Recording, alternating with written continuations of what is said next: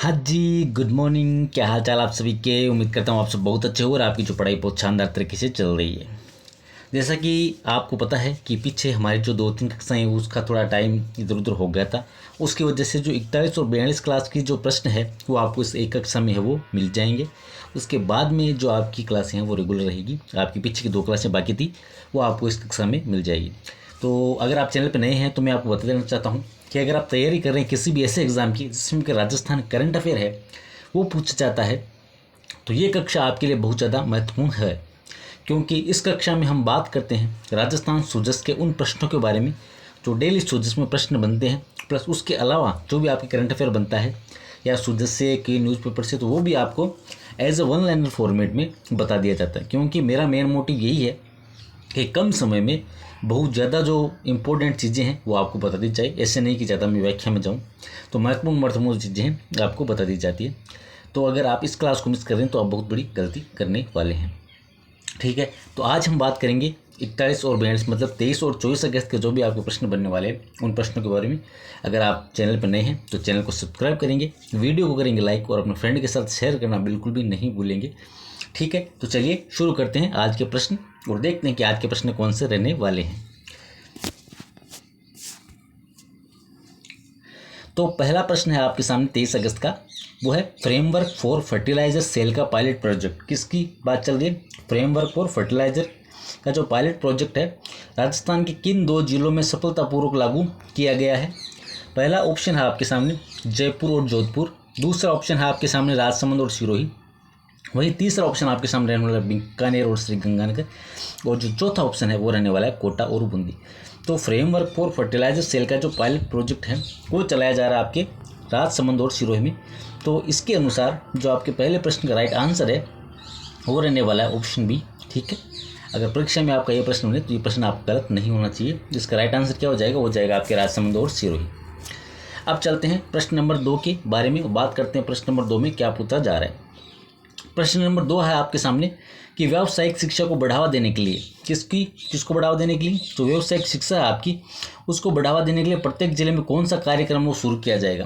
पहला ऑप्शन है आपके सामने स्कूल टू वर्क, दूसरा है सीखो और सिखाओ, तीसरा है कौशल राजस्थान और चौथा ऑप्शन है आपके सामने विद्या संबल। तो जो कार्यक्रम शुरू किया जाएगा आपकी किसके लिए? व्यावसायिक शिक्षा को बढ़ावा देने के लिए प्रत्येक जिले मतलब एक जिला स्तर पर जो कार्यक्रम होगा उसका नाम रहेगा आपके स्कूल टू वर्क। तो प्रश्न नंबर 2 का जो सही आंसर है वो रहने वाला है आपके option number A, school to work आपका बिल्कुल सही आंसर वो हो जाएगा। ठीक है, तो ऑप्शन नंबर जो ए है आपके प्रश्न नंबर 2 का बिल्कुल राइट आंसर वो रहने वाला है। नेक्स्ट हम बात करेंगे भारत की ब्रिक्स अध्यक्षता के तहत दूसरी ब्रिक्स 2026 पर्यटन कार्य समूह की बैठक 19 अगस्त 2026 को कहाँ आयोजित की गई? पहला ऑप्शन आपके सामने नई दिल्ली, दूसरा ऑप्शन आपके सामने जयपुर, तीसरा ऑप्शन आपके सामने उदयपुर, प्लस जो चौथा ऑप्शन है वो रहने वाला आपके सामने वाराणसी। तो प्रश्न नंबर 3 का जो राइट आंसर है वो हो जाएगा आपके ऑप्शन नंबर बी, जो जयपुर है आपके राइट आंसर हो जाएगा। किसका? कि भारत की ब्रिक्स अध्यक्षता के तहत दूसरी जो ब्रिक्स 2026 पर्यटन कार्य समूह की बैठक 19 अगस्त 2026 को कहाँ हुई? जयपुर में। आपको डेट भी याद रखनी है और कहाँ पे हुई आपको ये भी याद रखना है। ठीक है, हो सकता है आपको दोनों ही जो है वो सत्य असत्य के रूप में पूछ लिया जाए। ठीक है, अब बात करते हैं अपन प्रश्न नंबर 4 के बारे में कि प्रबल कार्यक्रम राजस्थान में किस योजना के तहत संचालित किया जा रहा है? कौन सा कार्यक्रम है ये आपका प्रबल कार्यक्रम राजस्थान में किस योजना के तहत संचालित किया जा रहा है? ऑप्शन नंबर ए है आपके सामने समग्र शिक्षा अभियान, ऑप्शन नंबर बी है पीएम पोषण योजना, ऑप्शन नंबर सी है पीएम श्री योजना और ऑप्शन नंबर जो डी है वो है आपके सामने राष्ट्रीय उच्चतर शिक्षा अभियान।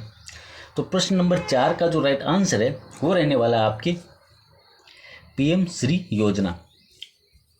तो ऑप्शन नंबर जो सी है आपकी बिल्कुल राइट आंसर हो जाएगा। कौन से प्रश्न का? प्रश्न नंबर 4 का आपके पीएम श्री योजना है वो बिल्कुल राइट आंसर हो जाएगा। इंपॉर्टेंट है, आप इसको इंपॉर्टेंट में डाल लें, हो सकता है आपको एग्जाम में देखने को मिल सकता है।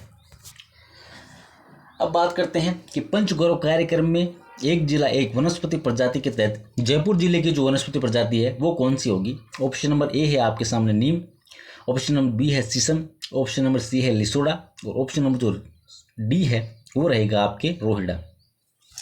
तो प्रश्न नंबर जो 5 है इसका जो राइट आंसर है वो हो जाएगा आपके लिसोड़ा। ऑप्शन नंबर जो सी है आपके प्रश्न नंबर 5 का राइट आंसर वो होने वाला है। ठीक है, तो ये हमारे 23 अगस्त के प्रश्न हो गए। अब हम बात करेंगे 24 अगस्त के प्रश्न अपने क्या रहने वाले हैं। तो 24 अगस्त का पहला प्रश्न आपके सामने रहने वाला है कि प्रबल कार्यक्रम के तहत विद्यार्थियों में लोकतांत्रिक मूल्यों, नेतृत्व क्षमता और नागरिक जिम्मेदारियों की समझ विकसित करने के लिए राज्य स्तर पर कौन सी विशेष गतिविधि आयोजित की जाएगी। ऑप्शन नंबर ए है राज्य स्तरीय विज्ञान एवं कला प्रदर्शनी, दूसरा है राजस्थान युवा सभा, तीसरा है बाल संसद राष्ट्रीय अधिवेशन और चौथा है वो आपके सामने राज्य स्तरीय वाद विवाद प्रतियोगिता। प्रश्न नंबर पहले का जो राइट आंसर है वो रहने वाला आपके राजस्थान युवा सभा। ऑप्शन नंबर बी आपके प्रश्न नंबर ए का बिल्कुल राइट आंसर हो जाएगा। पूछा क्या जा रहा है, प्रबल कार्यक्रम तो विद्यार्थियों में लोकतंत्र मूल्यों, नेतृत्व क्षमता और नागरिक जिम्मेदारियों की समझ विकसित करना, कि भाई आप अच्छे से गाइड कर सको, आप नेतृत्व अगर आपको दिया जाए तो आप उसको कर सको अच्छे से, और अपनी जो जिम्मेदारियां हैं एक अच्छे नागरिक की वो आप निभा सको। उसके लिए जो राजस्थान युवा सभा है जिसमें युवाओं को एकत्रित करके उनको इन सब चीज़ों के बारे में जानकारी वो दी जाएगी। प्रश्न नंबर 2 आपके सामने रहने वाला है 21 अगस्त 2026 को, कब 21 अगस्त 2026 को संपन्न हुई ब्रिक्स पर्यटन मंत्रियों की बैठक में पर्यटन सहयोग को मजबूत करने के लिए कौन सा घोषणा है वो घोषणा पत्र सर्वसम्मति से वो पारित किया गया। कब 21 अगस्त 2026 को। तो पहला ऑप्शन आपके सामने नई दिल्ली, दूसरा ऑप्शन है जयपुर, तीसरा ब्रिक्स विजन और चौथा पर्यटन संकल्प। तो जयपुर घोषणा पत्र आप हमने इसके बारे में पीछे भी बात कर चुके हैं। तो ये जो है आपके पारित किया गया है सर्वसम्मति से, कौन सा, जयपुर घोषणा पत्र। ऑप्शन नंबर जो बी है आपके प्रश्न नंबर 2 का बिल्कुल राइट आंसर वो होने वाला है। उम्मीद करता हूँ आपको क्लास अच्छी लग रही होगी। हम वैसे डिटेल क्लास लेते हैं लेकिन ये थोड़ी क्लास से रिमेन थी, तो इस क्लास में हम ओनली प्रश्न है वो ले रहे हैं। तो अगर आप चैनल पर नए हैं वीडियो को लाइक करना बिल्कुल नहीं भूलेंगे।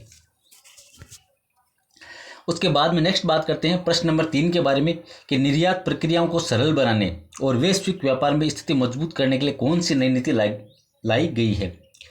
किसको, निर्यात प्रक्रियाओं को सरल बनाने और वैश्विक व्यापार में स्थिति मजबूत करने के लिए। तो जो भी चीज़ें भेजते हैं हम दूसरे देशों को उसको अच्छा करने के लिए और जो वैश्विक व्यापार है उसमें स्थिति मजबूत हो उसके लिए कौन सी नई नीति है वो लाई गई है राजस्थान की। प्रश्न नंबर 3 है और इसका जो राइट आंसर वो हो जाएगा आपके राजस्थान निर्यात प्रोत्साहन नीति 2024 है। ये आप किसके लिए लाएगी, ये लाएगी आपकी निर्यात प्रक्रियाओं को सरल बनाने और वैश्विक व्यापार में स्थिति मजबूत करने के लिए आपकी राजस्थान निर्यात प्रोत्साहन जो नीति है ये आपकी लाई गई है। तो ऑप्शन नंबर जो सी है आपके प्रश्न नंबर 3 का बिल्कुल राइट आंसर वो होने वाला है। नेक्स्ट बात करते हैं प्रश्न नंबर 4 के बारे में कि राजस्थान में जापानी निवेशकों को आकर्षित करने और उन्हें अनुकूल आधारभूत ढांचा सुलभ कराने के लिए राज्य सरकार द्वारा कौन सी विशेष सुविधा विकसित की गई है। इसके द्वारा राज्य सरकार द्वारा है वो कौन सी विशेष सुविधा वो विकसित की गई है। पहला ऑप्शन है जापानी जोन, दूसरा है निप्पॉन इंडस्ट्रियल पार्क, तीसरा है इंडो जापान टेक्नो हब, चौथा है टोक्यो ट्रेड सेंटर। प्रश्न नंबर 4 का जो राइट आंसर है वो हो जाएगा आपके जापानी जोन। तो ऑप्शन नंबर जो ए है प्रश्न नंबर 4 का आपके बिल्कुल राइट आंसर वो होने वाला है। ठीक है, अब देखते हैं अपन आज का लास्ट प्रश्न, मतलब 5वां प्रश्न, वन डिस्ट्रिक्ट प्रोडक्ट का एक प्रश्न देख लेते हैं कि पंचगौरव कार्यक्रम में एक जिला एक वनस्पति प्रजाति के तहत झुंझुनू जिले की, कौन से जिले की है, झुंझुनू जिले की। और अच्छे से आपको याद कर लेना है। इसकी जो अपडेटेड क्लास है आपके वन डिस्ट्रिक्ट प्रोडक्ट की वो भी आपको हमारे चैनल पर मिल जाएगी। अब थोड़ा सा नीचे स्क्रॉल करेंगे तो एक 7 से 8 मिनट का वीडियो है जिसमें आप इजीली कौन सा खेल वहाँ का प्रसिद्ध है, कौन सा पर्यटन स्थल प्रसिद्ध है, कौन सी उपज प्लस कौन सी वनस्पति, ये सारी जानकारी आपको उस वीडियो में, एक वीडियो में जो जुलाई 2026 तक अपडेटेड है उसमें मिल जाएगी।